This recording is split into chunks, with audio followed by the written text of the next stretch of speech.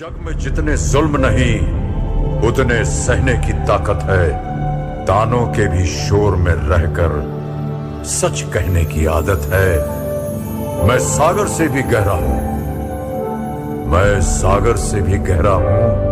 तुम कितने कंकड़ फेंकोगे, चुन चुन कर आगे बढ़ूंगा मैं। तुम मुझको कब तक रोकोगे। जीरो से हीरो तक का सफर। दोस्तों, आज हम बात करने जा रहे हैं बॉलीवुड के शहंशाह कहे जाने वाले अमिताभ बच्चन जी के बारे में। वैसे भी देश और दुनिया के तमाम लोगों के बीच इनकी लोकप्रियता तो है ही, इनको कौन नहीं जानता। चाहे केबीसी जैसे टीआरपी तोड़ एपिसोड की होस्टिंग हो या फिल्मी जगत में एक्टिंग की बात हो, हर जुबान पे इनका नाम सबसे ऊपर होता है। करोड़ों लोगों के रोल मॉडल कहे जाने वाले अमिताभ बच्चन जी का ये सक्सेस बस ऐसे ही नहीं मिल गया। उनकी इस शोहरत के पीछे का संघर्ष बहुत ही कठिन और चुनौतीपूर्ण था, लेकिन उन्होंने हार नहीं माना। इस सदी के महानायक कहे जाने वाले अमिताभ बच्चन जी का जन्म 11 अक्टूबर सन 1942 ईस्वी को उत्तर प्रदेश के इलाहाबाद में हुआ था। उनकी मां का नाम तेजी बच्चन और पिता डॉक्टर हरिवंश राय बच्चन, जो कि एक बहुत प्रसिद्ध कवि थे। शुरुआत में अमिताभ की जगह पर इनका नाम इनकलाब रखा गया था, जो कि उनके जन्म के समय हो रहे भारतीय स्वतंत्रता संग्राम के दौरान प्रयोग में किए गए प्रेरित शब्दों इनकलाब जिंदाबाद के नारे से लिया गया था, लेकिन बाद में इसे बदलकर अमिताभ बच्चन कर दिया गया। अमिताभ बच्चन के एक छोटे भाई भी थे, जिनका नाम अजिताभ बच्चन है। दोस्तों, अमिताभ बच्चन ने अपनी शुरुआती शिक्षा सेंट मेरी स्कूल से की और आगे की पढ़ाई के लिए नैनीताल के एक मशहूर कॉलेज शेरवुड में एडमिशन ले लिया। पढ़ाई के साथ साथ वो एक्टिंग में भी हिस्सा लेने लगे। वहाँ की पढ़ाई खत्म होने के बाद वो दिल्ली के किरोड़ीमल कॉलेज में अपनी ग्रेजुएशन पूरी की। दरअसल एक्टिंग की रुचि के पीछे उनकी माँ का हाथ था, जिन्हें एक्टिंग बहुत पसंद था। उनको कई फिल्मों के ऑफर भी आए थे, लेकिन उन्होंने गृहिणी बनने का ही फैसला लिया। अपने कॉलेज की पढ़ाई पूरी होने के बाद वो कोलकाता चले गए। उन्होंने 1962 से 1969 तक कोलकाता में रहकर 4 अलग अलग कंपनीज में जॉब भी की, जिसमें उन्हें लगभग 480 रुपए सैलरी मिलता था। इसमें 350 रुपए उनके हॉस्टल में रहने और खाने का खर्च था। ऐसे में उनके पास बहुत कम पैसे बचते थे, इसलिए वो ऑफिस का मुफ्त खाना खाते और शाम को 2 रुपए के गोलगप्पे खाकर अपना गुजारा करते थे। उन्होंने ठाना था कि चाहे कुछ भी हो जाए, चाहे कुछ भी करके गुजारा कर लूंगा, लेकिन किसी पे आश्रित नहीं होना है। और इसलिए वे अपने भरण पोषण के लिए अपने घर से एक पैसा नहीं मांगते। चाहे जैसी भी परिस्थिति होती थी, उन्होंने हमेशा ही संघर्ष की राह को चुना।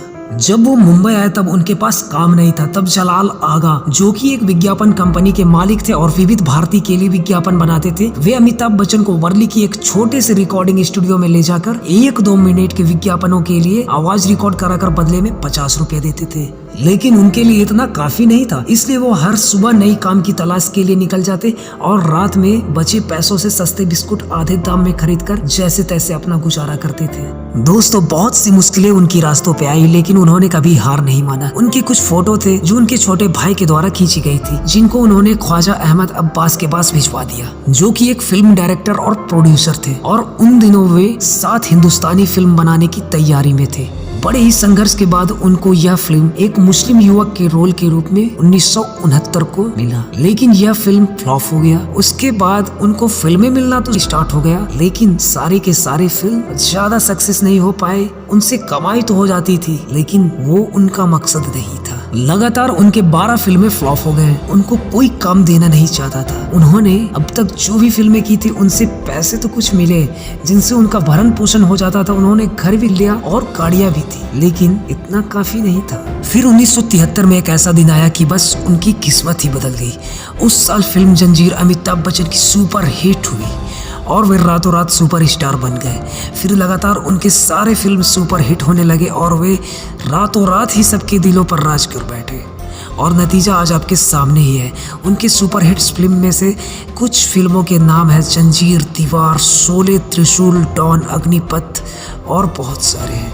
उनकी स्ट्रगल के दौरान बहुत सारे लोगों ने उनको कहा कि यहाँ से चले जाए, एक्टिंग छोड़ दे, इतनी संघर्ष करने की जरूरत नहीं है, कुछ नहीं होगा। लेकिन वे खुद पे विश्वास रखकर कभी हिम्मत नहीं हारे।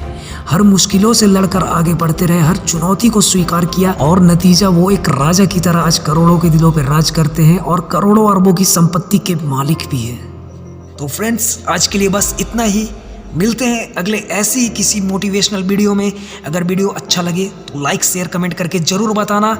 और हाँ, ऐसे ही वीडियोस के लिए हमारे चैनल को सब्सक्राइब कर बेल आइकन जरूर दबाना। तब तक के लिए धन्यवाद।